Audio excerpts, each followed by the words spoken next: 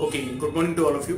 तो जो हमारा लास्ट लेक्चर था, ओके, उसमें हम लोगों ने एक डेरिवेशन देखा था। मैं चाहूंगा आप लोगों ने आपके टेक्स्ट बुक्स ओपन करने, and that derivation was okay, magnetic field produce by a current in a circular arc of wire. ठीक है, और उसका कुछ तो भी फॉर्मूला हमें आया था, mu 0/4 pi into I upon R into theta.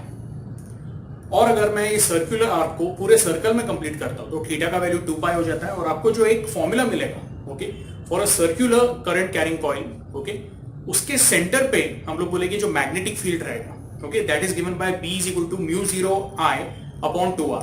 This is on page number 242। Okay, ये हम लोगों ने लास्ट लेक्चर में देखा था। अच्छा, इसके बाद now there is example 10.5। Okay, ये 10.5 एग्जांपल है ना कि जब हम लोग एक्सरसाइज की न्यूमेरिकल्स डिस्कस करेंगे, ओके, वो टाइम पे हम लोग क्या करेंगे, इसको ले लेंगे। ठीक है, यस, बिकॉज इनफैक्ट सेम या फिर एग्जैक्टली सिमिलर टाइप का न्यूमेरिकल ओके एक्सरसाइज में भी अवेलेबल। ओके, तो एक्सरसाइज का न्यूमेरिकल जब हम लोग सॉल्व करेंगे ना, will discuss this also. Okay, anyway today we are going to start with a new derivation which is 10.13 axial magnetic field produced by current in a circular loop. Okay, अब मैं चाहता हूं कि जो मैं बोर्ड पे डायग्राम बना रहा हूं उस पे आप लोगों ने अच्छे से ध्यान देना है। आप लोगों ने आपकी टेक्स्ट बुक भी अगर ओपन रखे तो भी चलेगा। Okay, yes, so first of all जो हम लोग सर्कुलर कॉइल कंसीडर करने वाले हैं, वो सर्कुलर कॉइल जो रहेगी ना, okay, we are going to consider it in a horizontal plane. इन्हें हम लोग ऐसे इमेजिन करेंगे कि एक कॉइल है जिसको मैंने एक हॉरिजॉन्टल टेबल के ऊपर रखा हुआ, एक सर्कुलर रिंग है जिसको मैंने हॉरिजॉन्टल टेबल पे रखा हुआ है। ओके, तो इसलिए बनाते वक्त ये आपको कुछ ऐसा दिखेगा।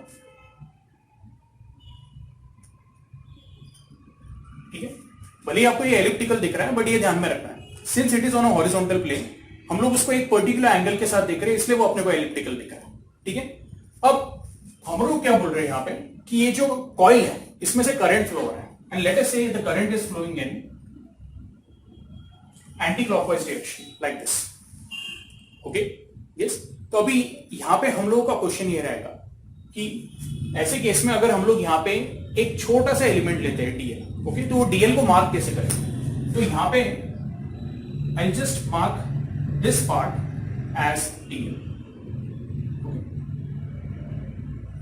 यहां तक क्लियर है आप लोगों को? ठीक है, अब ये डीएल के वजह से ओके हम लोगों ने लास्ट डेरिवेशन में ये देखा था कि सेंटर पे क्या इफेक्ट होगा, सेंटर ऑफ द कॉइल में। ओके, लेकिन अभी उसको थोड़ा हम लोग एक्सटेंड कर रहे हैं। सेंटर ऑफ द कॉइल से अभी हम लोग क्या करेंगे, okay, will see the effect on the axis of the coil. तो जो एक्सिस ऑफ द कॉइल है वो मैं इस तरह से बनाने वाला हूं, like this. Okay, and let us से ये जो एक्सिस है it is along Z direction. Okay, आपके टेक्स्ट बुक में भी देख सकते हो आप, जो एक्सिस है उन्होंने कैसे दिखाया हुआ है, अलोंग जेड डायरेक्शन दिखाया हुआ है। ठीक है, यस, एंड आपको अगर चाहिए ओके तो आप यहां पे एक्स एंड वाई डायरेक्शन जो है, ओके, तो अगर जेड डायरेक्शन ऐसा आ रहा है वर्टिकली अपवर्ड, तो एक्स एंड वाई डायरेक्शन जो रहेगा ना वो हॉरिजॉन्टल प्लेन में रहेगी, जैसे टेक्स्ट बुक में दिखाया है। लेकिन अभी फिलहाल मैं वो एक्स एंड वाई डायरेक्शन नहीं दिखा रहा हूं। अगर आपको एक्स एंड वाई डायरेक्शन देखना है तो आप टेक्स्ट बुक का जो डायग्राम है ओके 10.19 उसको रेफर कर सकते हो। ठीक है, यस, यहां पे मैंने डीएल मार्क किया हुआ है, एंड डीएल का जो सेंटर पॉइंट है उसको मैं बोल देता हूं this is C. Point C से मैं सेंटर ऑफ जो कॉइल है उसको मैं ओ बोल देता हूं। सी से लेके ओ जो डिस्टेंस है उसको मैं कैपिटल आर बोल देता हूं, that is radius of the coil. ठीक है, कुछ बुक्स में उसको ए बोला हुआ है। Okay, radius of the coil को क्या बोला हुआ है, ए बोला हुआ है, तो आप लोगों ने चेक कर लेना है। ओके, एंड हम लोग बोलेंगे जो सी का डिस्टेंस फ्रॉम पॉइंट पी है, अब जो एक्सिस के ऊपर हम लोगों ने पॉइंट लिया हुआ है ना, जहां पे हमें मैग्नेटिक फील्ड क्या करना है, फाइंड करना है, वो जो पॉइंट पी है उसका डिस्टेंस हम लोग क्या लेंगे, so will take it as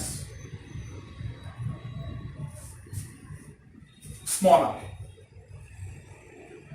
okay, या फिर आप ऐसे बोल सकते हो पॉइंट सी से लेके पी जो वेक्टर रहेगा, okay, this one CP vector, उसको आप ऐसे बोल सकते हो this is vector R. Okay, yes, ये आर को मैं भले अंदर लिख देता हूं, आप लोगों को कंफ्यूजन नहीं होगा। ठीक है, एंड दिस डिस्टेंस ओके जो एक्सिस के ऊपर पी से लेके ओ तक जो डिस्टेंस है उसको मैंने जेड बोल दिया। ठीक है, सो कैन आई से, अब इसको साइड में रख देता हूं मैं। ये जो ट्राइंगल पी ओ जेड है वो थोड़ा सा भी इंक्लाइंड है ऐसा, ये ट्राइंगल को अगर मैं, यानी ये जो सर्कुलर कॉइल है ना, इसको थोड़ा मैं ऐसे कर देता हूं। अब इसको मैं अगर मैं रोटेट करूंगा कॉइल को, तो मैं इस तरह से रोटेट कर रहा हूं कि जो ओसी है, OC will become what, horizontal. Horizontal, या फिर मैं ऐसा बोलूंगा ओसी का पूरा लेंथ आप देख सकते हो। अब ये ओसी ऐसा टिल्टेड है, मैंने ये कॉइल को मूव किया तो ओसी ऐसा हो गया। तो ये जो आपका टोटल लेंथ है, ये अभी आपको एग्जैक्ट पता चलेगा कि ओसी का लेंथ कितना है। ये आपको आ रहा है समझ में? तो ओसी इस तरह से, फिर मैं बोलूंगा ये हो गया आपका पॉइंट बी, और ये सी से लेके पी तक जो है वो डिस्टेंस आर है, this is Z and this is R. तो एक्चुअल ट्राइंगल ये इस तरह से, थोड़ा सा लेंथ ज्यादा रहेगा, हाइट ज्यादा रहेगा ट्राइंगल का, बट आई होप अभी ये मैं उसको सिंपली क्या कर रहा हूं, रिप्रेजेंट कर रहा हूं। तो आपको यहां पे क्या मिल रहा है, you are getting a right angle triangle. ये पहली बात है, ठीक है। दूसरी बात, ओके, आपके टेक्स्ट बुक में ये जो एंगल दिया हुआ है, this angle, okay, they have given it as theta. मैं आपको एक बात बोलूंगा कि मेक श्योर उसको थीटा ना बोले, उसको हम लोग अल्फा बोल देते हैं। अल्फा क्यों बोल रहे हैं वो भी मैं आपको आगे बताऊंगा। तो हमारा ये एंगल क्या है, अल्फा। ये आपको आ रहा है समझ में? आपके टेक्स्ट बुक में आप चेक करो डायग्राम साइमल्टेनियसली, ओके। डीएल के सेंटर से लेके ओ और डीएल के सेंटर से लेके पी, ये जो दो लाइन है उनके बीच में एंगल क्या है, अल्फा।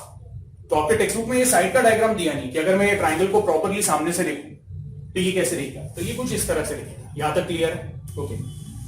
आपको क्वेश्चन ये रहेगा कि सर अभी जो ये डीएल एलिमेंट है वो एग्जैक्टली कैसे रहेगा। तो मैंने आपको पहले ही बोला है कि मैंने ये कॉइल को थोड़ा सा ऐसे रोटेट किया है। अब जो डीएल एलिमेंट है ना, ओके, वो पॉइंट सी के अंदर की तरफ जा रहा है। यानी अभी ये हमारा सर्कुलर कॉइल है लाइक दिस। तो जो डीएल है वो अभी अंदर की तरफ जा रहा है। It is perpendicular to the plane of the board. ये आपको आ रहा है समझ में? ओके, आई होप ये क्लियर है। डीएल लेंथ जो है, अगर आप ये डायग्राम में देखोगे तो वो अंदर की तरफ जा रहा है। Is this clear? Yes.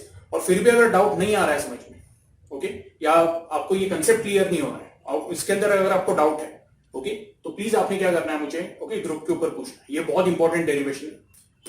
Anyway, हम लोग क्या बोलेंगे कि we had a formula, the magnetic field due to length DL, okay, which is carrying current I. इसमें से जो करंट फ्लो होने वाला है वो कौन सा है, आई। तो हम लोग बोलते हैं it is given by what, तो उसका जो वेक्टर फॉर्म है, vector DB is equal to mu 0 upon 4 pi, okay, I DL cross R upon R cube. इसको हम लोग कैसे लिख देते हैं, अगर मैं इसका सिर्फ स्केलर फॉर्म लिखूं तो ये हो जाएगा mu 0 upon 4 pi I DL, okay, into R sine theta upon R cube. सिर्फ मैग्नीट्यूड की बात कर रहा हूं मैं, डायरेक्शन भी हम लोग डिस्कस करेंगे, डीबी का डायरेक्शन कैसा होगा, ठीक है। यस, क्वेश्चन ये आता है कि सर ये जो थीटा है वो कौन सा एंगल है, ओके, इसलिए मैंने यहां पे थीटा यूज नहीं किया। आपके टेक्स्ट बुक में यहां पे थीटा दिया हुआ है, मैंने अलग एंगल दिया हुआ है अल्फा। क्यों? तो थीटा हम लोगों का बायो-सेवर्ट्स लॉ में यूज होगा। मैं बोलूंगा बायो-सेवर्ट्स लॉ, ओके, थीटा जो रहेगा that will B angle between what, तो मैं बोलूंगा ये जो डीएल एलिमेंट है और ये जो line joining C and D, उसके बीच में जो एंगल रहेगा। तो अगर आपको ये कंफ्यूजन हो रहा है ये कैसे है, तो मैं ये आपको लाइन भी बता देता हूं और एंगल भी बता देता हूं, ओके। सी, ये जो लाइन है ना डीएल, उसको मैं एक्सटेंड कर देता हूं लाइक दिस। ये लाइन को अगर आप एक्सटेंड करोगे ना तो ये आपको ऐसे दिखेगा, this line is tangent to the circular point. और अगर मैं आपको यहां पे बताऊं तो ये जो टैंजेंट है ना, it is going inside the plane of the board. ये ना आपको थोड़ा इमेजिन करने के लिए और इजी हो जाएगा। ये क्लियर है? ओके। ऐसे सोचो कि ये जो कॉइल है इसको आप थोड़ा सा ऊपर से देख रहे हो तो आपको ऐसा डायग्राम दिख रहा है, ओके, यस, फाइन।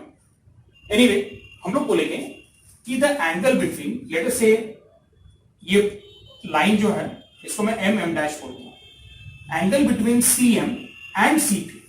आप इसको इमेजिन कर पा रहे हो? The angle between C M and C P, ये आपका सी एम होने वाला है लाइक दिस, ये लाइन और ये लाइन के बीच में जो एंगल रहेगा, अगर आप इसको ध्यान से देखोगे तो मैं बोलूंगा इट विल बी परपेंडिकुलर। क्यों? तो ये जो लाइन है CP, okay, CP is line in the plane of the board, और जो CM है वो perpendicular to the plane of the board है। तो मैं बोलूंगा CP एंड CM में जो एंगल है theta, okay, see this angle, मैं बोलूंगा this angle theta is equal to what, 90 degree. So based on that मेरा जो dB का इक्वेशन आएगा, dB will be equal to mu 0 upon 4 pi I dl r, okay, sine theta, theta की जगह पे मैं क्या बोल देता हूं, it is going to be 90, sine 90 कितना हो जाएगा, it is going to be 1, okay, yes, dl, अच्छा यहां पे एक r और r क्यूब कैंसिल होकर r स्क्वायर हो जाएगा, ओके, एंड मैं बोलूंगा कि जो साइन थीटा है तो वो हो जाएगा साइन 90, एंड साइन 90 का वैल्यू क्या है, 1, ओके। प्लीज एक बार इसको देख लेना है, ये आपको आया है समझ में। तो dB आपको क्या मिल रहा है, dB is coming as mu 0 upon 4 pi I DL, okay, r और r क्यूब कैंसिल हो गया, नीचे क्या बाकी रहा, r square and sine 90 which is what, 1, ठीक है। अगर इसका वेक्टर फॉर्म लिखना है तो ये कुछ ऐसा होगा, vector dB is equal to mu 0 upon 4 pi I DL r square into n cap, where n cap is a vector which will give the direction of dB. अब n cap यहां पे कैसे बनाएंगे हम? n cap बनाने के लिए मैं वापस यहां पे जाऊंगा, okay, on this part, by product rule, okay, cross product rule, मैं बोलूंगा vector dl cross vector r। हमारा dl वेक्टर कैसा है, like this, it is going inside the plane of the board, okay, इस तरह से। और मैं बोलूंगा कि हमारा वेक्टर आर कैसा है, तो वेक्टर आर पॉइंट सी से पॉइंट बी की तरफ, लाइक दिस, ओके। तो ये हमारा हुआ वेक्टर आर, और जो डीएल वेक्टर है ना वो अंदर की तरफ है, it is going inside the plane of the board. ये हुआ आपका वेक्टर डीएल एंड ये हुआ वेक्टर आर। तो जब आप डीएल को, ओके, आर से मल्टीप्लाई करते हैं, ओके, अब ये बहुत इंपॉर्टेंट है, डीएल अंदर की तरफ जा रहा है, see DL is lying in horizontal plane और ये ऐसा इंक्लाइंड है, तो जब मैं डीएल को आर से मल्टीप्लाई करूंगा तो एक वेक्टर आएगा, okay, which will be perpendicular to the plane containing DL as well as R. हमेशा ध्यान रखो जब क्रॉस प्रोडक्ट लेते हैं, ओके, तो जो फाइनल वेक्टर आएगा, जो रिजल्टेंट वेक्टर होता है क्रॉस प्रोडक्ट का जो आंसर रहता है, ओके, वो दोनों वेक्टर को, vector DL and vector R, उसको म्यूचुअली परपेंडिकुलर रहता है, ओके। तो हमारा वेक्टर आर ऐसा स्लैंट है और वेक्टर डीएल हॉरिजॉन्टल है, ये आपको आ रहा है समझ में। एक वेक्टर ऐसा है और एक वेक्टर ऐसा है, सी डीएल वेक्टर ऐसा और ये ऐसा है, ये आपको आ रहा है समझ में। अब मैं डीएल क्रॉस आर कर रहा हूं तो जो नया वेक्टर आएगा वो ऐसा आएगा, तो यहां पे हम लोग वो वेक्टर को इस तरह से बना देते हैं, and this will be vector B। अगर आप मेरे को पूछोगे इसका एग्जैक्ट ओरिएंटेशन कुछ ऐसा है, लाइक दिस, ओके। और ये आपके टेक्स्ट बुक में भी दिया हुआ है, मैं चाहता हूं ये पॉइंट आप लोगों ने नोट कर लेना है, ओके। ये डेरिवेशन बहुत इंपॉर्टेंट है, प्लीज सी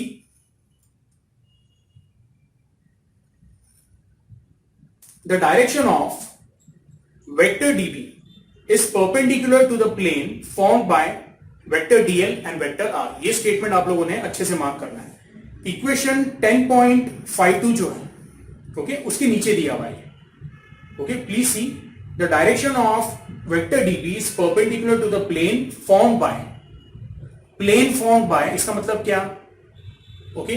तो vector dl and vector r, दो वेक्टर्स को अगर मैं एक प्लेन में कंसीडर करता हूं, ओके, तो जो हमारा डीबी वेक्टर रहेगा that will be perpendicular to the plane. Simple भाषा में ऐसे बोलूंगा मैं, जो आपका डीबी वेक्टर रहने वाला है, it is going to be perpendicular to both your DL vector also and your R vector also, okay. यहां तक क्लियर है? आई होप आप इसको विजुअलाइज कर पा रहे हो। टेक्स्ट बुक का भी डायग्राम आप लोगों ने देखना है, ओके, यस, ठीक। अब क्वेश्चन ये आता है कि जो डीबी वेक्टर है तो उसका इफेक्ट कैसे करेंगे हम लोग, ओके। वो इफेक्ट निकालने के लिए what we are going to do is, okay, first of all will understand, okay, the angle between OC and CP is alpha. ठीक है, ऐसे केस में मैं बोलूंगा ओके, मैं ये प्रूव कर सकता हूं कि अगर मैं यहां पे दो कंपोनेंट निकालता हूं,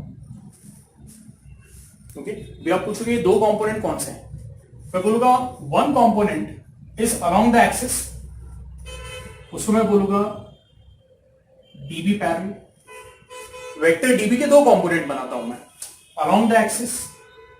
अच्छा, अभी अराउंड द एक्सिस जो होगा तो आप क्या बोलोगे सर, अराउंड द एक्सिस यानी इन द जेड डायरेक्शन, तो क्या हम इसको डीबी जेड बोल सकते हैं? चलेगा, तो डीबी पैरेलल को मैं बोल देता हूं डीबी जेड, ये आपके टेक्स्ट बुक में भी दिया हुआ है। तो एक कंपोनेंट जो है वो डीबी पैरेलल है एंड एक कंपोनेंट जो है मैं बोलूंगा दैट इज डीबी परपेंडिकुलर। ये क्लियर है? ठीक है, this is one thing. Second thing, geometrically हम लोग ये प्रूव कर सकते हैं okay, if this angle is alpha, even this angle is going to be what, alpha. यानी डीबी जेड और डीबी के बीच में जो एंगल रहेगा that will be what, alpha. इसको कैसे प्रूव कर सकते हो? बहुत सिंपल है ओके, यू कैन से पहली बात कि the angle between CP and CO is alpha. Okay, वो लॉजिक के साथ हम लोग बोल सकते हैं ये वाला जो एंगल रहेगा okay, this angle will be 90 minus alpha. Okay, if this angle is 90 minus alpha, we can actually prove okay, the angle between DB perpendicular and CP will be what? It will be alpha. तो अगर आप इसको ध्यान से देखोगे, इसको मैं इधर ही बता देता हूं लाइक दिस, ये हुआ आपका DB perpendicular। आपके टेक्स्ट बुक में उन्होंने दिया नहीं ज्योमेट्री, मैं आपको एक्सप्लेन कर रहा हूं ओके। ये एंगल अगर 90 माइनस अल्फा है okay, we can prove that this angle is alpha. फिर ये जो है dB is perpendicular to what, CP, तो ये एंगल क्या बन जाएगा, this will become 90 minus alpha. And if this is 90 minus alpha, तो ये एंगल भी क्या है, दिस इज 90, तो ये एंगल भी क्या हो जाता है, अल्फा हो जाता है। Hence by geometry we can prove DB and DBZ के बीच में एंगल क्या रहेगा, अल्फा। तो DB के दो कंपोनेंट हो जाते हैं ओके, वेक्टर DB का एक कंपोनेंट हो गया DBZ और एक कंपोनेंट हो गया आपका DB परपेंडिकुलर। अगर मैं मैग्नीट्यूड की बात करूं तो DBZ is nothing but equal to DB cos alpha okay, and DB perpendicular is nothing but equal to DB sin alpha. ठीक है, यहां तक क्लियर है आप लोगों को ओके। अब मैं आपको एक और बात बता देता हूं, लेट अस से ये जो पूरी रिंग है ना ओके, वहां पे मैं एक और डीएल ले लेता हूं, जैसे ये डीएल है तो मैं यहां पे एक और डीएल ले लेता हूं like this.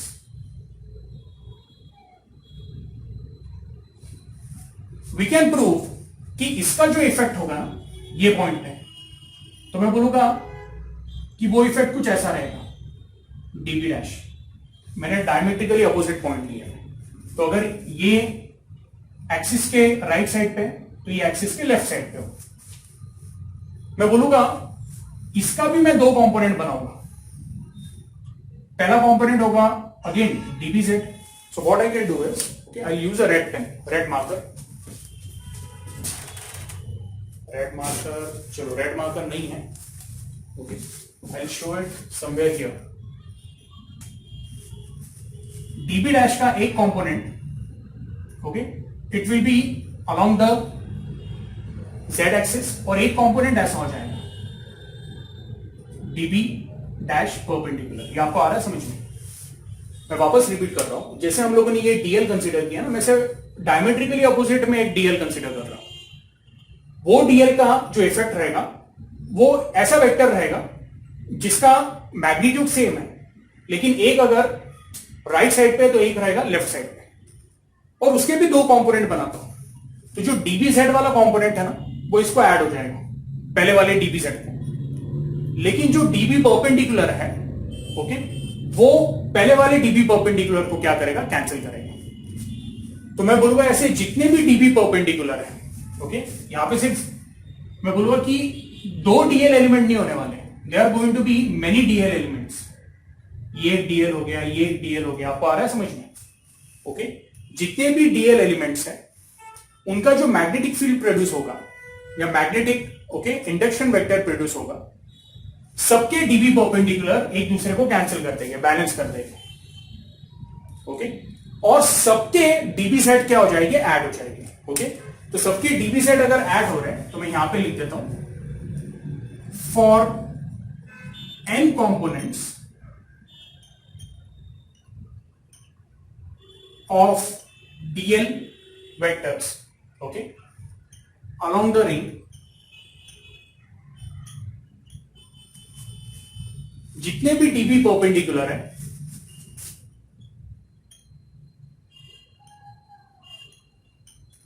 Balance one another and db set vectors add one another। और इसके कारण क्या होगा? जितने भी डीबी सेट अगर मैं ऐड कर रहा हूं, डीबी सेट ऐड करने की वजह से मैं बोलूंगा जो टोटल मैग्नेटिक इंडक्शन आएगा that will be written as B is equal to जो भी पॉइंट P पे इफेक्ट होगा, नेट इफेक्ट, सब डीबी परपेंडिकुलर एक दूसरे को कैंसिल कर रहे हैं या बैलेंस कर रहे हैं। ओके तो बचा क्या है? हम लोग बोलेंगे डीबी सेट के n कंपोनेंट्स। मैं बोलूंगा जैसे यहां पे ये एक डीबी सेट और दूसरा डीबी सेट ये ऐड हो गया, ऐसे n डीबी सेट आएगी, उसको मैं लिखूंगा n टाइम्स डीबी सेट। लेकिन n टाइम्स डीबी सेट करने से अच्छा हमारे पास एक और मेथड है, we can integrate it. Okay integration का मतलब क्या? Addition of all. तो मैथमेटिकली ये कैलकुलेट करना इजी हो जाएगा। So this will be integration of DB set. अब इंटीग्रेशन ऑफ डीबी सेट कैसे आएगा तो वो भी मैं बता देता हूं। ओके डीबी सेट हमें क्या मिला था? DB set we got it as DB cos alpha, तो वो हम लोग लिख लेते हैं this will be equal to db cos alpha, that is nothing but integration of db में क्या आ रहा था? db का मैग्नीट्यूड जो था that came to be this one mu 0 upon 4 pi idl by r square। तो इसमें से mu 0 upon 4 pi को बाहर निकाल देते हैं हम लोग। ओके I को भी बाहर निकाल देते हैं, ठीक है। r स्क्वायर जो है तो मैं बोलूंगा फिलहाल जो r है हमारा उसका जो डिस्टेंस है from point B throughout the ring, यानी डीएल का ये वाला distance from point B, this will be also equal to R. अगर यहां पे डीएल कंसीडर करता हूं उसका पॉइंट बी से भी जो डिस्टेंस रहेगा वो आर रहेगा, तो वो एक तरह का कोन फॉर्म करेगा। और कोन पे हम लोग बोलते हैं स्लैंट हाइट क्या रहता है? कांस्टेंट रहता है। तो मैं बोलूंगा यहां पे जितना भी कांस्टेंट टर्म है mu 0 upon 4 pi okay I upon R square, इसको बाहर निकाल दिया मैंने। ब्रैकेट में बचेगा क्या? सिर्फ dl into cos alpha. Okay या अगर आपको चाहिए होगा तो मैं इसको पूरा ऐसे लिख देता हूं। पहले तो db का वैल्यू क्या था? Mu 0 upon 4 pi I dl upon R square okay into cos alpha. Cos alpha क्या है? अगर यहां पे मैं डिफाइन करता हूं cos alpha, okay can I say cos alpha will be equal to what? Adjacent upon hypotenuse, यानी capital R upon small r. ये हो जाएगा capital R upon small are. Okay yes मैं बोलूंगा म्यू 0 अपॉन 4 पाई कांस्टेंट है, okay आई constant है, are जो है ओके उसको भी हम लोग कांस्टेंट कंसीडर कर सकते हैं। रिंग का जो या सर्कुलर लूप का रेडियस क्या रहेगा? कांस्टेंट। और जैसे मैंने बोला स्लैंट हाइट भी क्या रहने वाली है? कांस्टेंट रहेगी फॉर पॉइंट पी। जितने भी डीएल एलिमेंट्स रहेगा उनका पॉइंट पी से डिस्टेंस आर ही रहने वाला है। मैं वेक्टर आर की नहीं बात कर रहा हूं, मैग्नीट्यूड की बात कर रहा हूं। Okay so R square into R cube भी बाहर आ जाएगा और आपके पास बचेगा क्या? Simply integration of DL. और क्वेश्चन ये है कि सर आप यहाँ पे डेफिनेट इंटीग्रल लोगे, इनडेफिनेट लोगे? मैं बोलूंगा यहाँ पे मैं साइक्लिक इंटीग्रल लूंगा। क्यों? तो अगर मैं सिर्फ इंटीग्रेशन डीएल कर रहा हूं, मुझे पता है मैं ये पॉइंट से स्टार्ट करके वापस यहां पे आने वाला हूं, एक पॉइंट से दूसरे पॉइंट पे नहीं जाऊंगा। ओके तो आपको चाहिए तो आप यहां पे ये सिंबल भी लगा सकते हो, cyclic integral. And what we say is okay integration of DL फिलहाल सिंपली मैं ऐसे लिख देता हूं, integration of DL is nothing but the total length of the circular loop, and total length of the circular loop will be equal to what,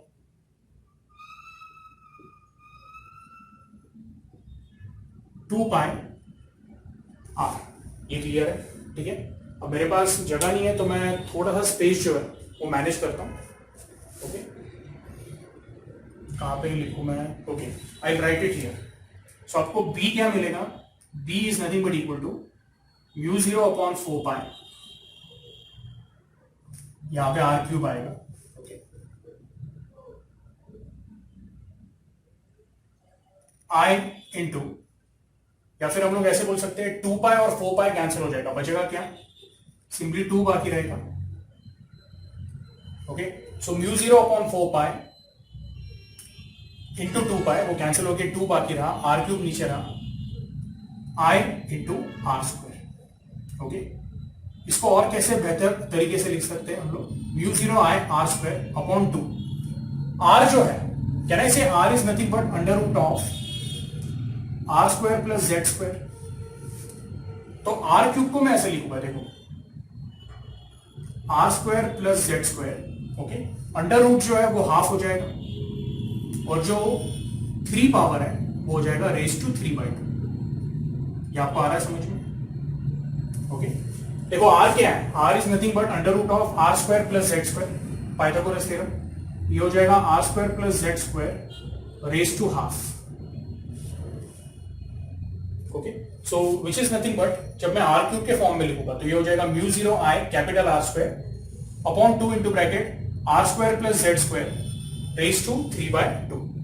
अभी आपका question ये आएगा कि सर अगर हम लोग टेक्स्ट बुक में देखोगे, टेक्स्ट बुक में कुछ स्टेप्स थोड़े से अलग हैं। ओके, बहुत ज्यादा फर्क नहीं पड़ता है। मैं चाहूंगा कि आप फाइनल आंसर देखो, इक्वेशन ओके 10.53 देखो, उन्होंने क्या बोला हुआ है? जो टोटल मैग्नेटिक इंडक्शन है उसको उन्होंने BZ बोला है, because it is around Z direction, is nothing but mu 0 upon 2 I into R square upon Z square plus R square. मैंने R square plus Z square लिखा है, वहां पे क्या है टेक्स्ट बुक में Z square plus R square है, one and the same thing, raise to 3/2।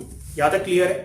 Okay, अब इसमें एक और केस आ जाता है कि सपोज ये पॉइंट को मैं क्लोज लेके आता हूं, इन्हें पॉइंट को नीचे लेके आ रहा हूं, पी को धीरे धीरे, पहले मैं इधर लेके आया, फिर इधर लेके आया, और फिर मैं एकदम उसको इधर लेके आया।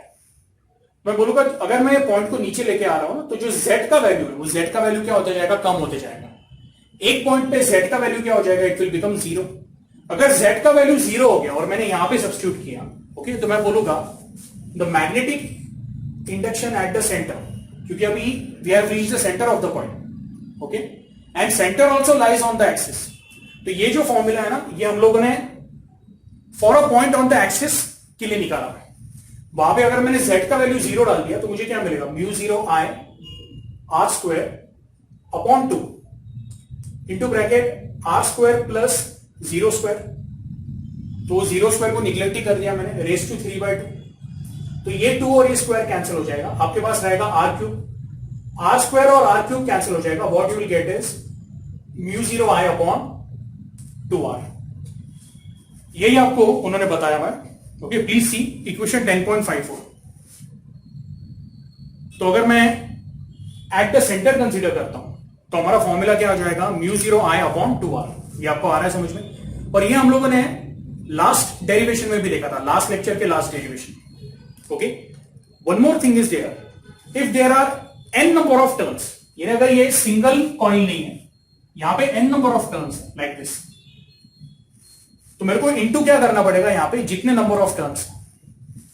तो for n number of turns ये फॉर्मूला बन जाएगा म्यू 0 ni अपॉन 2r, या 2 कैपिटल R। ये क्लियर है? ओके, तो ये डेरिवेशन आप लोगों ने क्या करना है? अच्छे से नोट डाउन कर लेना है। ठीक है, यस, फाइन।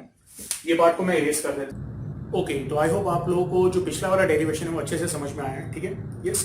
अब जैसे हम लोगों ने अभी डिस्कस किया था magnetic lines for a current loop. Okay, तो करंट लूप के लिए अभी एक केस हम लोगों ने ये डिस्कस किया था कि अगर हम लोग जो पॉइंट पी उसको सेंटर पे लेके आते हैं, ओके, तो ओरिजिनली हम लोगों को फॉर्मूला क्या मिला था?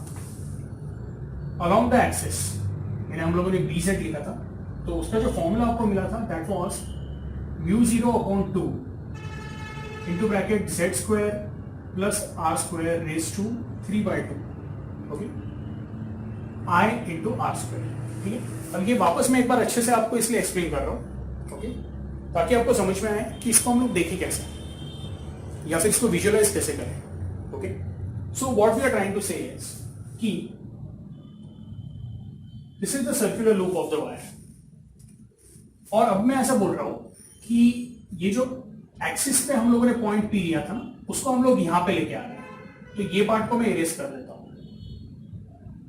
जो पॉइंट P यहां पे था, अगर वो point P, if I say it is very close to the centre of the coin, okay, तो वो केस में क्या होता है, तो अभी थोड़ी देर पहले हम लोगों ने लिखा था, मैंने ऐसा लिखा था, if point P is at centre of the coin, तो हम लोग बोलते हैं कि जो Z का वैल्यू है इट बिकम्स व्हाट, 0। Z यानी क्या था, तो distance of point P from the centre, लेकिन पॉइंट P को नीचे खींच के लेके आया तो Z का वैल्यू 0 हो गया। अब वो 0 होने की वजह से, ओके, हम लोग बोले कि जो हमारा इक्वेशन था that became μ0I r square upon 2 0 square plus r square, तो वो बचेगा r square raise to 3/2, this becomes what, μ0I r square upon 2r cube. ये क्लियर है आप लोग? तो इसमें मैं बोलूंगा r square r cube cancel होकर आपको मिल रहा है μ0I अपॉन 2r। ये आप लोगों ने अच्छे से नोट कर लेना है। For n terms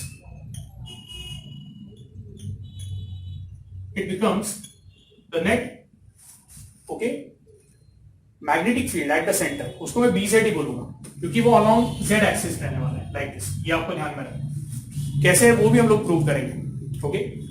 so it is going to be for n terms μ0Ni upon 2r, okay. ये एक इंपॉर्टेंट रिजल्ट है। अब क्वेश्चन ये आता है कि सर यहां पे एक डायग्राम दिया हुआ है फिगर 10.20, उसमें वो जो लाइंस दिए हुए वो समझ में नहीं आ रहे। अब वो लाइंस दिए हुए यानी क्या है, तो एकदम सिंपल है, मैं आपको बताता हूं।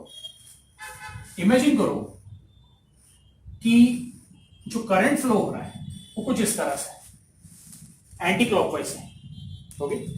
देखो, जब कंडक्टर स्ट्रेट था हमारा तो करंट ऐसा फ्लो हो रहा था, तो राइट हैंड रूल यूज करके हम लोग बोल रहे थे thumb was indicating the direction of the current and curled finger is indicating the direction of what, the magnetic field produced by it. यहां पे हम लोग कुछ दूसरा लॉजिक लगाएंगे। वो दूसरा लॉजिक क्या है, okay, since the current is flowing in circular coil now, okay, वो सर्कुलर फॉर्म में अगर फ्लो हो रहा है तो कर्ड फिंगर्स क्या बताएगा, direction of current, and thumb will indicate what, direction of the magnetic field, okay.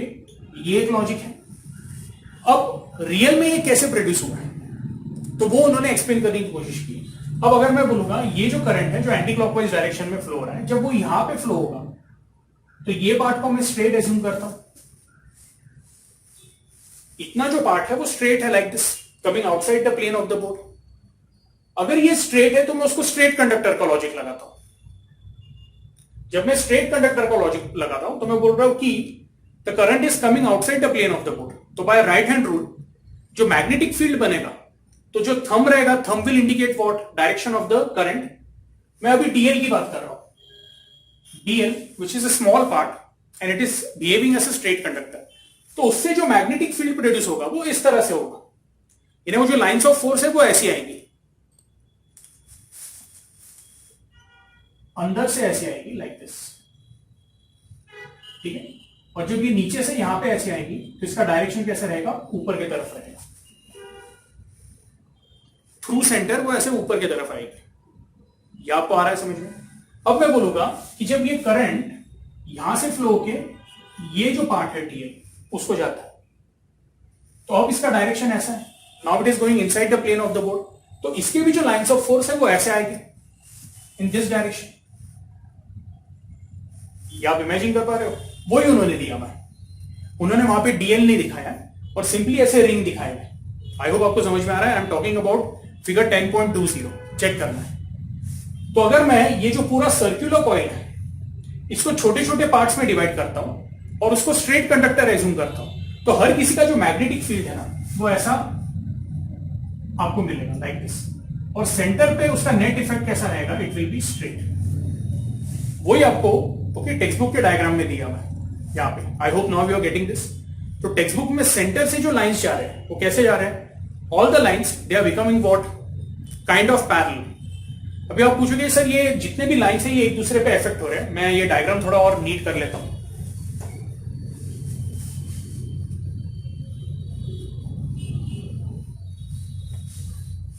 Okay ये देखो ये कुछ ऐसा था, ये हमारा बड़ा कॉइल है।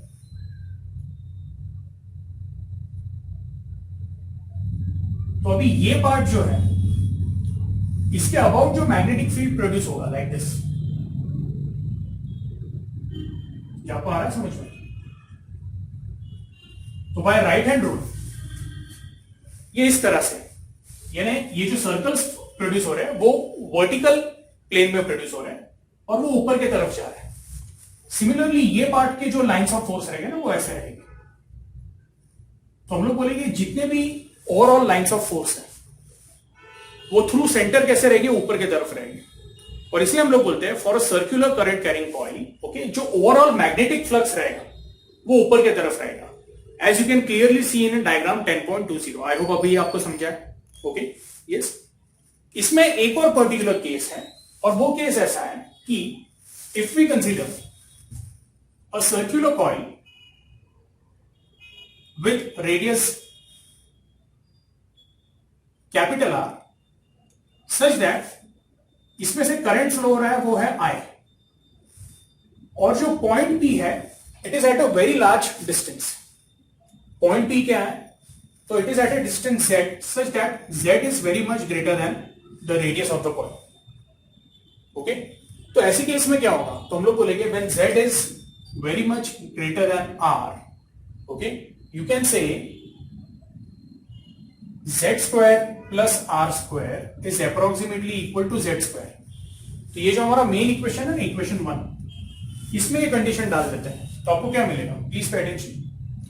BZ will be equal to mu 0 I into R square upon 2 Z square plus R square okay that is nearly equal to Z square। तो ये हो जाएगा twice Z square raised to 3/2 which is nothing but equal to mu 0 I R square upon twice Z cube. ठीक है ये आपको clear है? तो अब यहां पे हम लोग क्या करेंगे ना, ये जो R स्क्वायर है मैं थोड़ा उसको साइड में लिख देता हूं। मैं न्यूमरेटर एंड डिनोमिनेटर है ना उसको मैं पाई से मल्टीप्लाई कर देता हूं यहां पे। तो जब मैं उसको पाई से मल्टीप्लाई करता हूं तो आपको क्या मिलेगा? This going to be mu 0 I pi R square यानी क्या हो जाएगा? Area of the coil upon 2 pi Z cube. Okay ये आपको टेक्स्ट बुक में 10.56 इक्वेशन में दिया हुआ है। Circular loop carrying current as a magnetic dipole. Okay तो हम लोग बोलेंगे कि अगर एक सर्कुलर करंट कैरिंग कॉइल है ओके और वो मैग्नेटिक डाइपोल जैसा कैसे एक्ट कर रहा है वो प्रूव करने के लिए हम लोगों ने पहले तो कंडीशन क्या यूज की है? Z is very much greater than R। ऐसे केस में आपको क्या मिलेगा? Mu 0 I A upon 2 pi Z cube. ये क्लियर है? ये फॉर्मूला समझा है? Now I into A is called as magnetic moment। मैंने आपको बताया मैग्नेटिक मोमेंट क्या है। डाइपोल मोमेंट हम लोगों ने थोड़ी दो लेक्चर पहले देखा था। What exactly is the concept of dipole moment. तो हम लोग बोलते हैं for a circular coil I into A okay it is going to be what the given dipole moment. तो इसको हम लोग क्या करते हैं ना ओके मैं ये साइड का स्पेस इरेज कर देता हूं।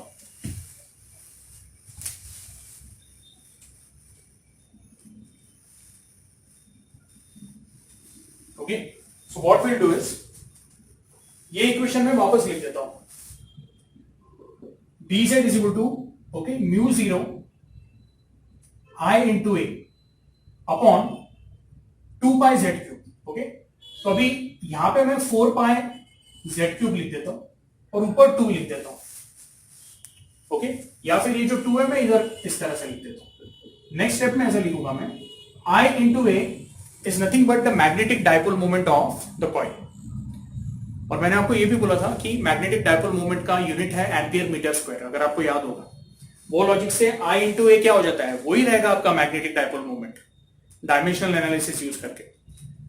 सो this will become magnetic dipole moment, जिसको मैं कैपिटल M बोल देता हूं। यहाँ पे हम लोगों ने म्यू यूज किया था, मैं अभी फिलहाल कैपिटल M यूज कर रहा हूं यहाँ पे। ओके ये जो 2 का फैक्टर है एज इट इज रहेगा और आपको यहां पे क्या मिलेगा 4 pi upon Z cube. Okay, ये आपका बन गया mu 0 4 pi 2m upon Z cube. This is your magnetic field. Okay, yes, vector form में आप ऐसे बोल सकते हो, यहां पे वेक्टर साइन लगा दो, ये पूरे इसमें एक ही वेक्टर है, that is the magnetic dipole moment. Okay, ये क्लियर है। अच्छा, electric dipole moment same analogy से हम लोग यहां पे लिख सकते हैं। इलेक्ट्रिक डायपोल मोमेंट के लिए हम लोग बोलेंगे यहां पे P आ जाएगा।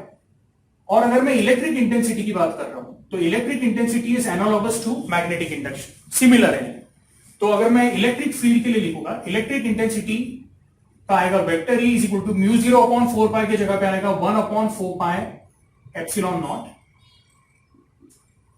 2m के जगह पे आएगा 2p, कैपिटल M क्या था, या इसको हम लोग म्यू भी लिख सकते हैं, that was magnetic dipole moment. P क्या है, P is electric dipole moment upon you can से Z2। ओके, सो वो आपको दिया हुआ है। ओके, यस, आई होप आपको ये समझ में आया। Now please see example 10.6। Okay, it is on page number 245। Solve example है, बहुत सिंपल है। Consider a closely bound 1000 turn coil, यानी आपको n का वैल्यू दिया हुआ है, having radius 1 metre. Okay, if a current of 10 ampere passes through the coil, what will be the magnitude of magnetic field at the center? Okay, at the center पूछा था आपको। at the center के लिए हम लोग बोलेंगे formula क्या है, तो हम लोगों ने शायद यहाँ पे लिखा था mu 0 ni upon 2r। Okay, yes, तो यहाँ पे म्यू 0 का वैल्यू सब्स्टिट्यूट करो, n का वैल्यू सब्स्टिट्यूट करो, I का वैल्यू आपको दिया हुआ है 10 एम्पियर। ओके, n कितना दिया हुआ है 1000 अपॉन r का वैल्यू कितना है, r is given as 1 metre. ये वैल्यू सब आप सब्स्टिट्यूट करोगे तो आपके जैसे टेक्स्ट बुक में दिया हुआ है, आपका आंसर क्या आता है, मैग्नेटिक फील्ड है 6.28 इंटू 10⁻³ टेस्ला। ओके, चलिए तो इसको सॉल्व कर लेते हैं। Mu 0 is what, it is 4 pi into 10⁻⁷। आपके कॉइल के नंबर ऑफ टर्न्स कितने दिए हुए हैं, इट इज गिवन एज 1000, तो वो 10⁻³ लिख देते हैं। आई का वैल्यू कितना दिया हुआ है 10 एम्पियर अपॉन ट्वाइस, रेडियस आपका 1 दिया हुआ है, तो ये आपका कितना बन जाता है। Okay, is going to be 10 into 10⁻³ यानी 10⁻⁴ इंटू 10⁻⁻⁷, ये आपका बन जाएगा 10⁻⁻3।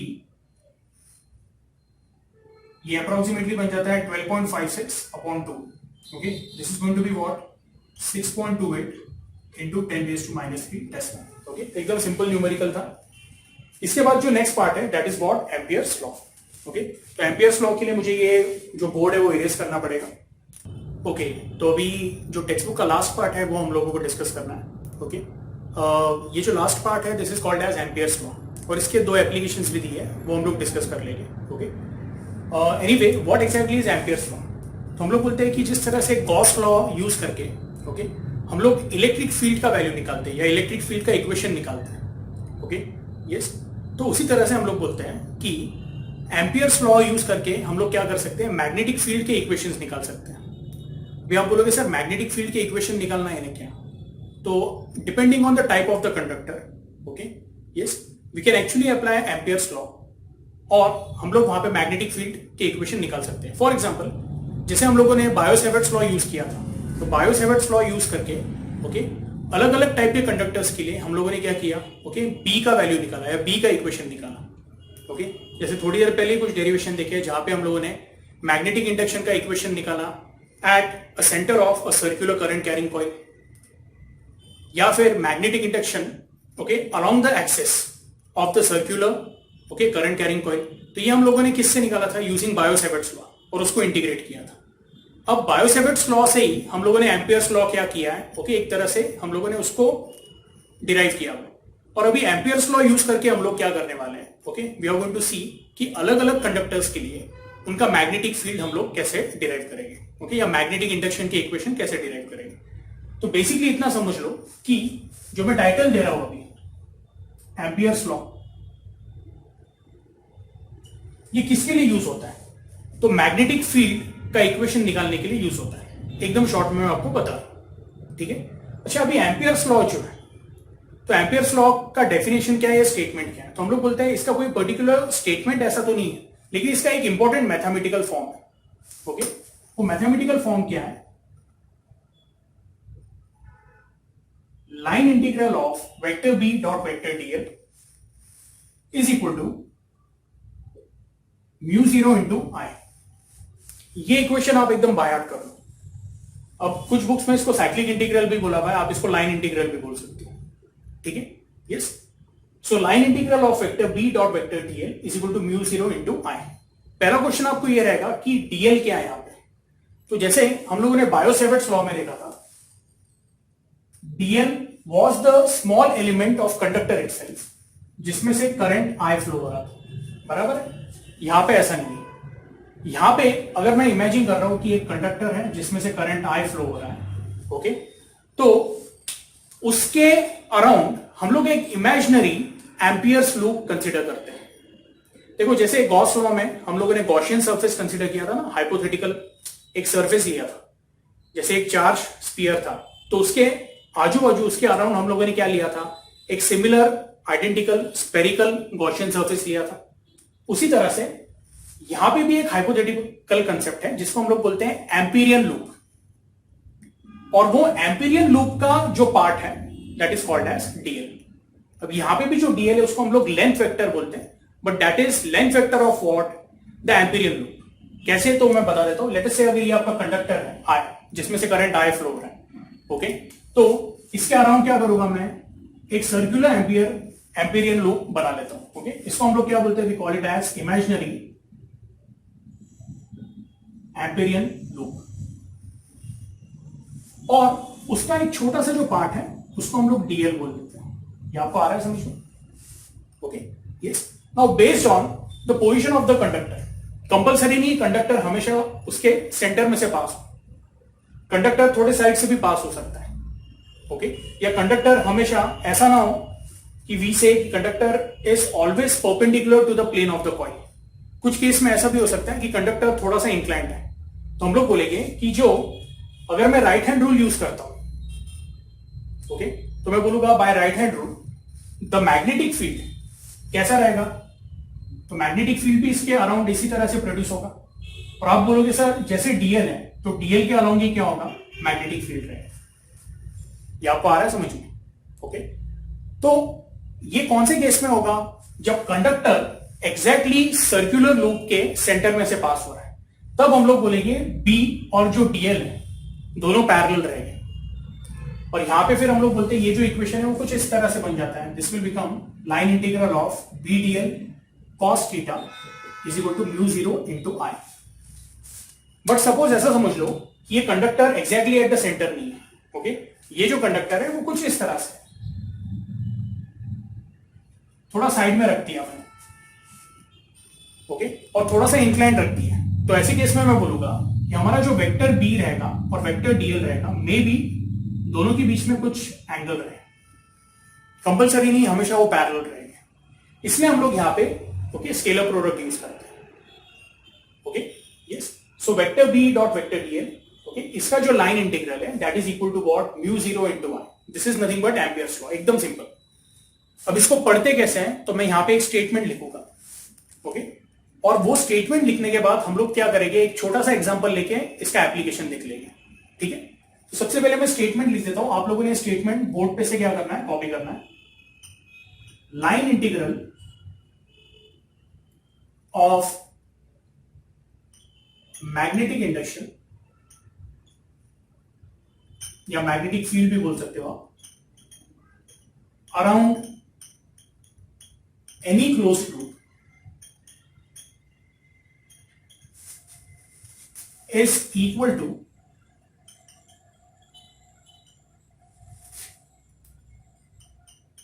permeability of free space times the current flowing through the area enclosed by the loop। वापस मैं बता रहा हूं कि एम्पियर्स लॉ जो है बहुत सारे बच्चों को, ओके, ये थोड़ा टफ जाता है, ये मैं हर साल देखता हूं, ओके। और इसमें कुछ ये नहीं, आप पहली बार शायद इसको देखें कि आपको कुछ डिफिकल्टी आए समझने के लिए, मैं आपको बोलूंगा एकदम सिंपल, ये इक्वेशन ध्यान में रखो, cyclic integral of vector B dot vector DL is equal to mu 0 into Y. Okay yes, जब हम लोग इसका एप्लीकेशन देखेंगे ना, ये आपको इमीडिएटली समझ में आ जाएगा कि सर क्या बोलने की कोशिश कर रहे थे। ठीक है यस, अभी फिलहाल मैं चाहता हूं आप इसके स्टेटमेंट पे ध्यान दो, the line integral of magnetic induction around any closed loop. Okay, तो एक तरह से समझ लो, आप जब इंटीग्रेशन डीएल लेते हो तो पूरे लूप ले लेते हो आप। वापस मैं रिपीट कर रहा हूं, लूप जो है वो इमेजिनरी है और कंडक्टर जो है वो रियल है। ये आपको आ रहा है समझ में? ओके, ये जो ब्लू लाइन से मैंने बताया हुआ है, okay, that is a imaginary loop, जिसको हम लोग बोलते हैं, we call it as Amperian loop. लेकिन जो इसके अंदर कंडक्टर बनाया हुआ है मैंने, that conductor is what, that is real. Okay, तो हम लोग बोलेंगे कि ये एम्पीरियन लूप में ओवरऑल कितना मैग्नेटिक फील्ड है, वो हम लोग निकालने की कोशिश कर रहे हैं।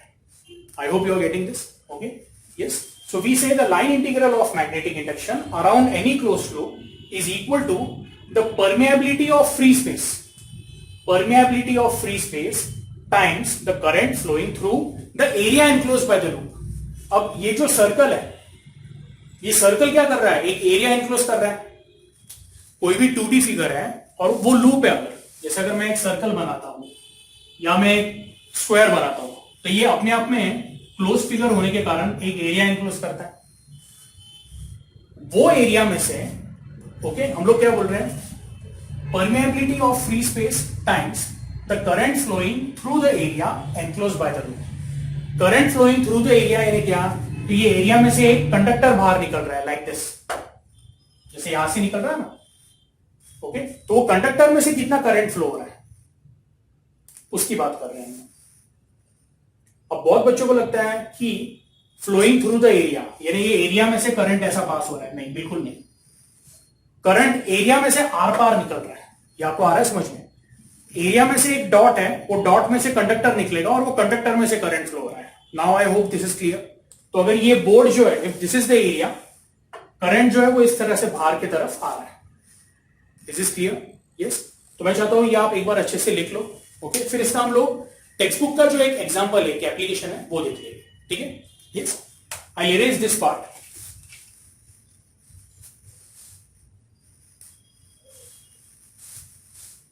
और ये लास्ट का जो पार्ट है ना, ये काफी इंपॉर्टेंट है। सीडी में इसके ऊपर एक आधे क्वेश्चन आ सकते हैं।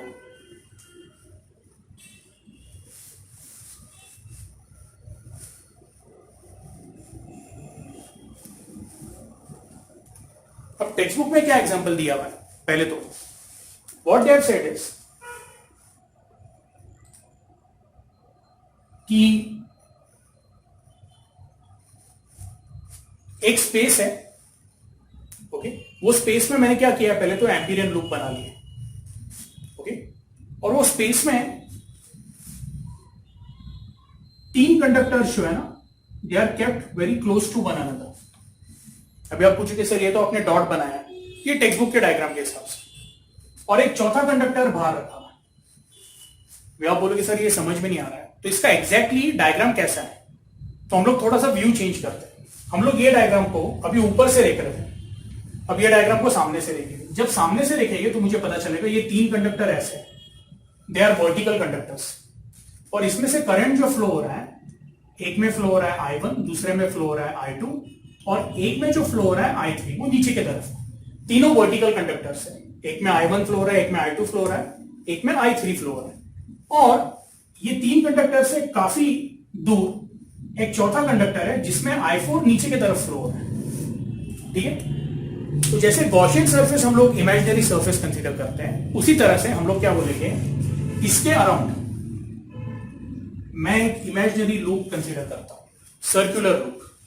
अभी आप पूछोगे सर ये I1, I2, I3 जो है कंडक्टर्स, उसमें से कोई कंडक्टर ऐसा है क्या जो ये सर्कल के सेंटर में से पास हो रहा है या उसके एक्सिस के अलाउंग पास हो रहा है? ऐसा कोई है क्या? हो भी सकता है, नहीं भी हो सकता है। ओके यस, यानी ऐसा हो सकता है कि जो I2 है, ओके, वो ये लूप के सेंटर में से पास हो, ऐसा भी हो सकता है, या तीनों जो है वो तीनों में से कोई भी नहीं पास हो रहा है, ऐसा भी हो सकता है। लेकिन यहां पे इंपॉर्टेंट बात क्या है कि जो सर्कुलर लूप है उसमें से ये तीन कंडक्टर क्या हो रहा है, पास हो रहे हैं, लेकिन चौथा वाला कंडक्टर पास नहीं हो रहा है। अब यहां पे मुझे क्या अप्लाई करना है ना, आई वॉन्ट टू अप्लाई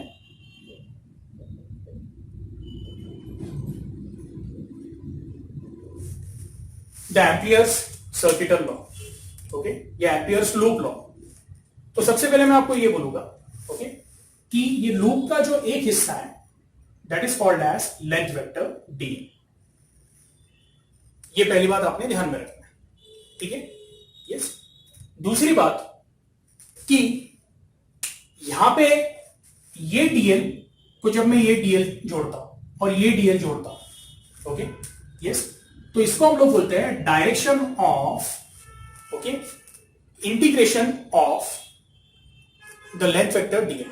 अब डायरेक्शन ऑफ इंटीग्रेटिंग इसका मतलब क्या, तो जो डायरेक्शन में मैं डीएल ऐड करते जा रहा हूं, डीएल मतलब क्या, एक छोटा सा टुकड़ा, तो ये एक छोटा टुकड़ा हो गया, ये एक छोटा टुकड़ा हो गया, लूप के मैंने क्या किए, कुछ टुकड़े कर दिए। ये आपको आ रहा है समझ में? तो जो डायरेक्शन में मैं अगला डीएल ऐड करूंगा, फिर वापस एक डीएल ऐड करूंगा, that is called as direction of integrating. तो आप पूछोगे डायरेक्शन ऑफ इंटीग्रेटिंग क्या है?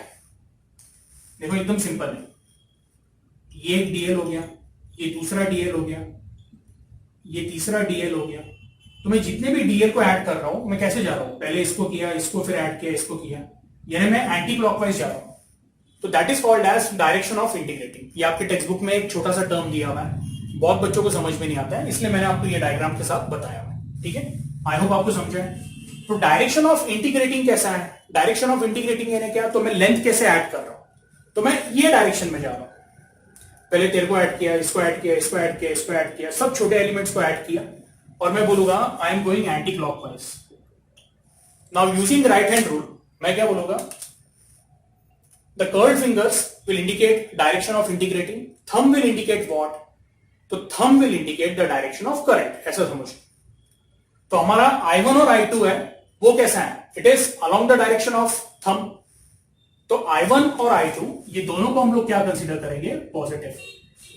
और इसको जब मैं ऊपर से देखता हूं, ये जो इमेजिनरी लूप है, इसको जब मैं ऊपर से देखता हूं, तो मेरे को I1 और I2 क्या दिखेंगे, आई सी करंट कमिंग आउटसाइड, ऊपर की तरफ आ रहा है, तो उसको मैं डॉट से रिप्रेजेंट करूंगा, I1 एंड I2। लेकिन जो I3 है, I3 नीचे की तरफ जा रहा है, तो मुझे उसका क्या दिखेगा, टेल दिखेगा।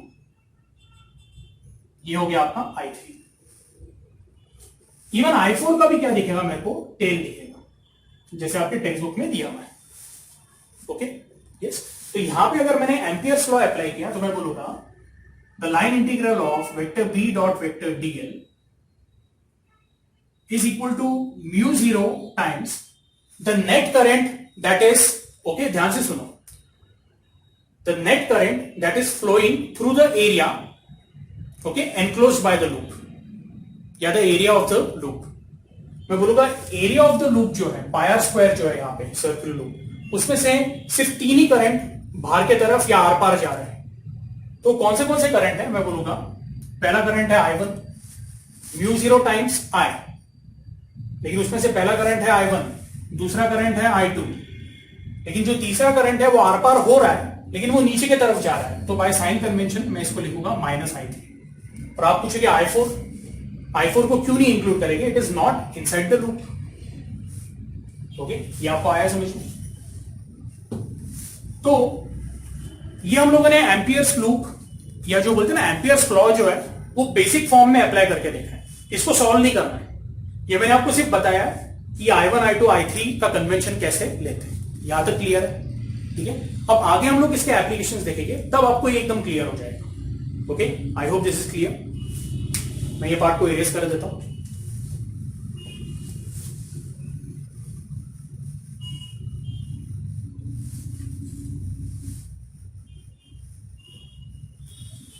टेक्स्ट बुक में जो आपके एप्लीकेशंस दी है ना, वो आपको थोड़े से कंफ्यूजिंग लगेंगे। मैं चाहता हूं कि बोर्ड के ऊपर जो भी दे रहा हो वो आप लोगों ने नोट कर लेना है, okay. So let us see the first application. Now what is the first application? Ampere's law to a straight current carrying conductor, ठीक है। और ये डेरिवेशन हम लोगों ने लिया हुआ है। ओके, अब जो हम लोगों ने पिछले लेक्चर्स में इसका डेरिवेशन लिया हुआ है कि मुझे magnetic field due to straight conductor निकालना है, उसका आंसर और एम्पियर्स लॉ से आंसर क्या आता है वो देखेंगे। ठीक है, सबसे पहले हम लोग क्या बोल रहे हैं, एक स्ट्रेट कंडक्टर है जिसमें से करंट आई फ्लो हो रहा है। मैं सबसे पहले क्या करूंगा ना, ओके, एम्पियर्स लॉ में पहले आपने क्या करना है कि इमेजिनरी लूप कंसिडर करना है, और यहां पे what I will do is I will apply the concept of symmetry. इसका मतलब क्या, तो जो मैं लूप कंसिडर करूंगा वो लूप ऐसे बनाऊंगा कि वो लूप के एग्जैक्टली सेंटर में या सेंटर में से हमारा कंडक्टर पास हो रहा है। तो मैं बोलूंगा लूप के जितने भी पॉइंट है, हर पॉइंट से जो डिस्टेंस है, okay, that is equal to the radius of the loop. यानी लूप का हर एक जो पॉइंट है उसका डिस्टेंस फ्रॉम द कंडक्टर क्या है, it is equal to the radius of the loop. और वही रेडियस डिस्टेंस पे हम लोग हमारा एलिमेंट डीएल ले लेते हैं।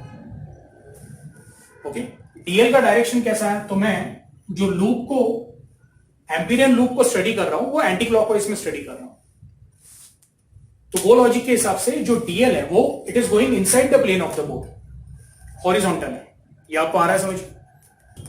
तो बेसिकली हम लोग बोल रहे थे कि जो डीएल है हमारा, वो डीएल कैसा जा रहा है, dl is going inside the plane of the board in the direction of integrating. Integrating का मतलब क्या, तो जितने भी डीएल है अगर सबको मैं ऐड करते जाऊंगा, तो मैं कैसे ऐड कर रहा हूं, डीएल डीएल डीएल इस तरह से ऐड कर रहा हूं, तो मैं एंटी क्लॉकवाइज डायरेक्शन में जा रहा हूं। तो डीएल हमारा जो है वो dl is going inside the plane of the okay board. Okay, तो चाहिए तो मैं डीएल वेक्टर को ऐसे दिखा देता हूं,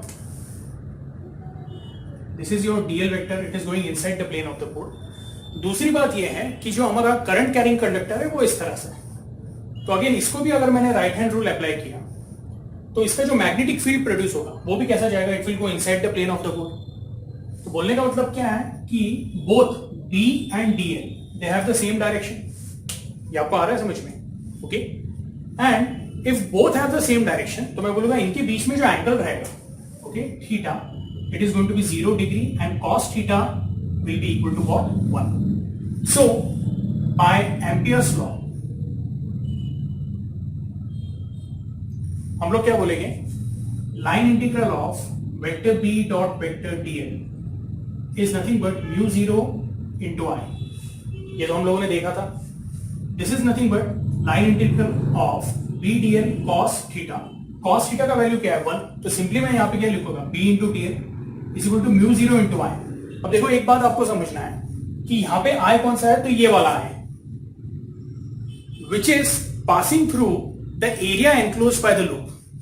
और वो किस तरह से पास हो रहा है, आर पार हो रहा है। ये आपका एरिया होगा हॉरिजॉन्टल, उसमें से आर पार एक वायर पास हो रही है, ओके, और उसमें से आपका करंट आई पास हो रहा है। तो इसलिए हम लोगों ने mu 0 into this value I we have taken. Okay, anyway here one more point is important to understand कि अगर यहां पे एक डीएल लिया मैंने और इधर एक डीएल लिया और इधर एक डीएल लिया, जितने भी डीएल है ना सबका distance from the conductor it is going to be what, R. तो अगर सबका डिस्टेंस सेम है फ्रॉम द कंडक्टर, तो ऐसे केस में हम लोग क्या बोलेंगे कि जो वैल्यू या the magnitude of magnetic field जो है या the magnitude of magnetic induction at every point will be what, equal. Magnitude की बात कर रहा हूं डायरेक्शन के लिए, और यहां पे हमारा स्केलर फॉर्म है।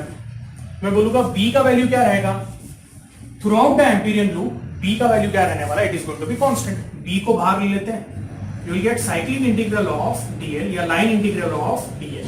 And line integral of dl क्या है, तो dl किसका छोटा पार्ट है, एम्पीरियन लूप। हमारा एम्पीरियन लूप यहां पे कैसा है, it is in the form of circle.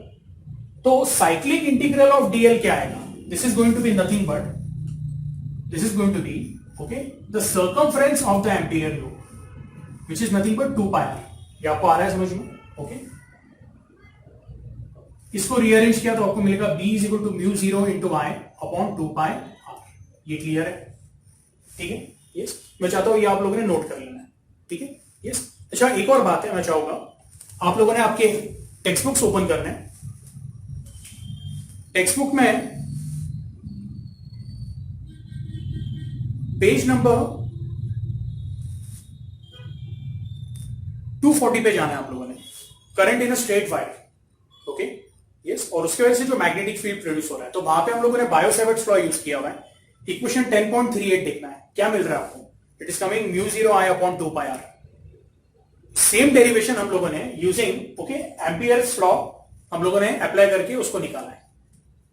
तो बेसिकली एम्पियर्स लॉ यूज करके हम लोगों ने क्या निकाला है? The magnetic field okay due to a straight current carrying conductor at a point you can say which is at distance are.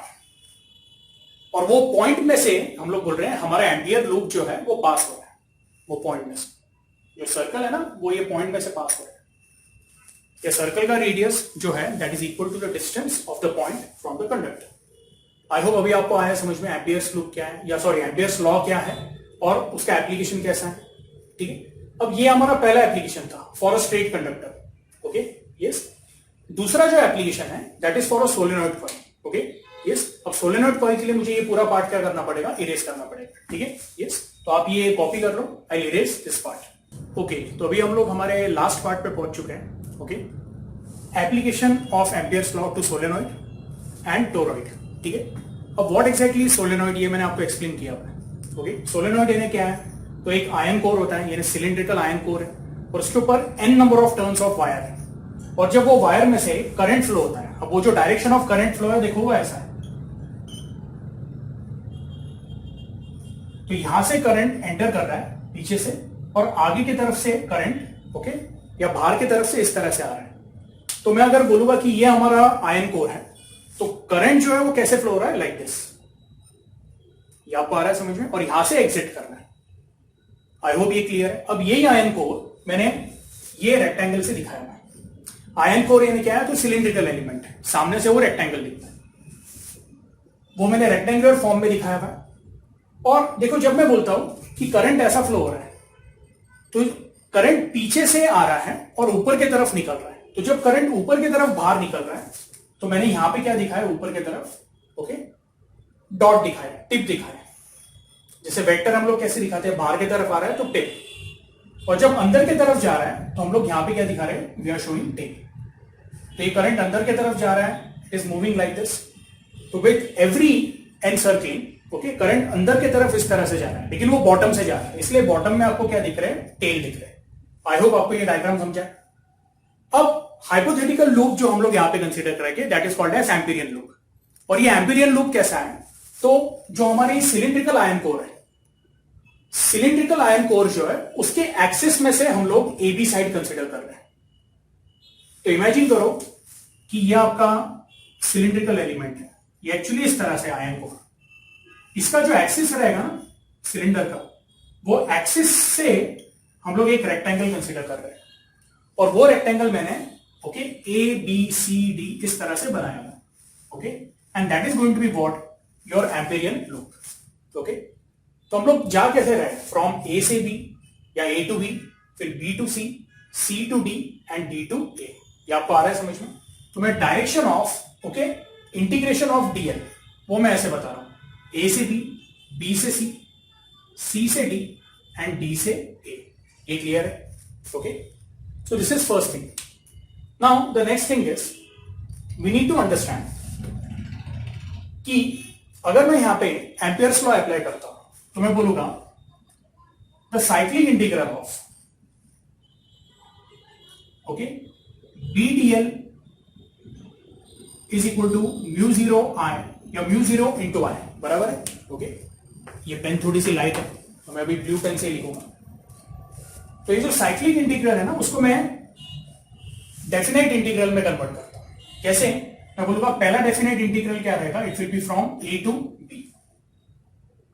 Cyclic integral का मतलब क्या? Throughout the loop. लेकिन ये लूप को मैं 4 हिस्सों में डिवाइड करता हूं।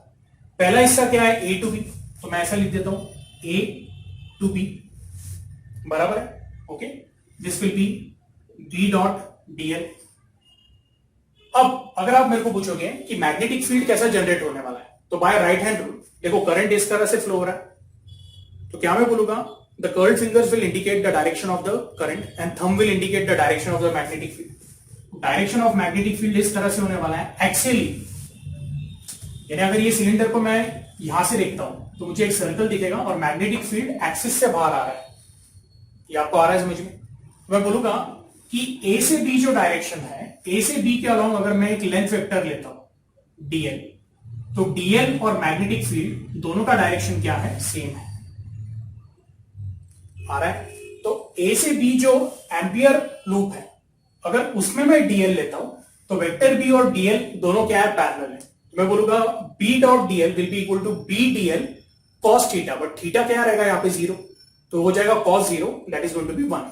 तो ये केस में मैं बोलूंगा theta is equal to 0 hence cos theta is equal to 1। तो यहाँ पे इंटू 1 लिख देता हूं, प्लस अब अगला वाला देखिए बी से लेके सी तक, बी से लेके सी की जब मैं बात करता हूं तो अगर मैं यहां पे डीएल वेक्टर कंसीडर कर रहा हूं तो ये डीएल और ये मैग्नेटिक फील्ड में एंगल कितना रहेगा, 90। और सिमिलरली जब मैं डी से ए कंसीडर करता हूं तो मेरा डीएल वेक्टर नीचे की तरफ रहेगा। लेकिन वो केस में भी डीएल और मैग्नेटिक फील्ड में, मैग्नेटिक फील्ड हमारा इस तरह से, मैग्नेटिक फील्ड ऐसा है, डीएल इस तरह से, ये 90 डिग्री हो गया। यहां पे भी मैग्नेटिक फील्ड इस तरह से और डीएल ऊपर की तरफ जा रहा है, यहां पे भी एंगल कितना हुआ, 90 डिग्री। यानी जब मैं ऐसा लिखूंगा ए से बी गया, अब बी से सी में इंटीग्रेशन डाल रहा हूं वेक्टर बी डॉट डीएल, तो ये हो जाएगा B DL cos 90। I hope आपको ये समझ में आ रहा है। देखो जो ओवरऑल साइक्लिक इंटीग्रल या लाइन इंटीग्रल ऑफ लूप है उसको 4 पार्ट में डिवाइड करता हूं मैं, A B, B C, C D and D A. B के लिए मैंने बोला B into D L, okay, ये हो जाएगा आपका, चाहिए तो पूरा लिख देता हूं मैं, cos 0 plus B into D L cos 90, plus जब सी डी की बात आएगी, ओके, तो सी डी के केस में मैं क्या बोलूंगा, C D is very far away from the axis of the coil, यानी जो हमारा सोलेनॉइड है उसके एक्सिस से ये काफी दूर है। तो हम लोग बोलेंगे कि magnetic induction due to C D is nearly equal to what, 0। तो वो लिया नहीं लिया 1 के बराबर है, ये आपको आ रहा है समझ में, ठीक है। And last part that is what, D to A.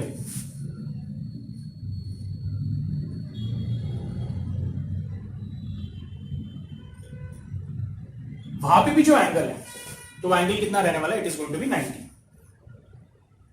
Is equal to mu 0 times the current that is flowing through the area enclosed by the Amperian loop.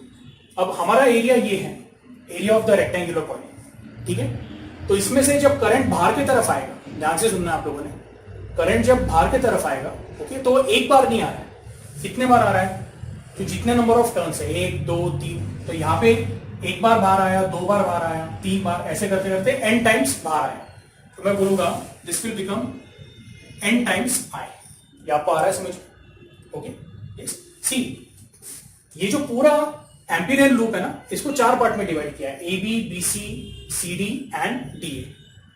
और मैंने वो सीक्वेंस मेंटेन किया, ए से लेके बी, बी से लेके सी, सी से लेके डी, डी से लेके ए, और वैसे मैंने चारों ही लिख दिए। चाहिए तो बी सी डी भी आप ऐसे लिख सकते हो, सी से लेके D integration of D D A, okay, cos theta. लेकिन हम लोग बोलते हैं बी का वैल्यू क्या है, बहुत निग्लिजिबल है। लाइंस ऑफ फोर्स जो है वो सब सेंटर पे कॉन्सेंट्रेटेड है, ओके, और यहां पे लाइंस ऑफ फोर्स एकदम वीक है। तो इसलिए मैं बोलूंगा कि ये जो लाइंस ऑफ फोर्स है इसको हम लोग निग्लेक्ट करेंगे। ये लाइंस ऑफ फोर्स ऐसे बनेंगे, ये आपको आ रहा है समझ में। तो यहां पे लाइंस ऑफ फोर्स क्या है, नेग्लिजिबल है।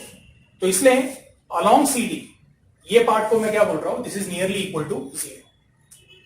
बाकी cos 90 की वजह से ये टर्म 0 हो जाएगा, यहां पे भी cos 90 की वजह से ये टर्म 0 हो जाएगा। तो जो भी कुछ रहेगा that will be along A B, okay, yes. तो ये आपका क्या बन जाएगा, मैं यहां पे लिखता हूं this is going to be A to B, B का वैल्यू कांस्टेंट रहेगा, उसको बाहर निकाल देते हैं, cos 0 विल बी 1, बचेगा क्या आपके पास, simply D I, okay, which is equal to mu 0 into N into I, okay, that is D into, अब ये जो ए बी है, तो इंटीग्रेशन ऑफ ए बी को मैं बोल देता हूं that is equal to almost the length of the solenoid. यानी मैं बोलूंगा ये जो ए बी है ना, उसके ये 2 साइड्स को अगर मैंने क्लोज ले लिया, यानी ये रेक्टेंगल अगर मैंने ऐसे बना दिया, तो मैं बोलूंगा कि आपका ए बी जो रहेगा, ए बी का लेंथ और सोलेनॉइड का लेंथ क्या रहेगा, it will be almost same. मैं बोलूंगा integration of DL will be approximately equal to what, okay, length of the solenoid, ठीक है। ये आपका बन गया B is equal to mu 0 Ni upon L, and capital N upon L is nothing but small n।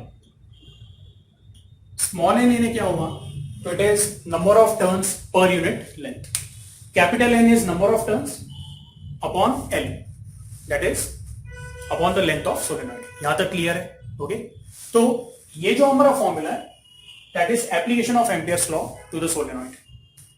तो I hope आपको solenoid अच्छे से समझ में आया है, ठीक है। अब इसका एक छोटा सा पार्ट बाकी है, टोरॉइड, ओके। ये टोरॉइड का जो डेरिवेशन है वो हम लोग नेक्स्ट लेक्चर में लेंगे, and from next lecture, okay, जो इंपॉर्टेंट न्यूमेरिकल्स है वो भी हम लोग सॉल्व कर लेंगे, ठीक है। सो आज का लेक्चर हम लोग क्या करते हैं, यहाँ पे स्टॉप करते हैं।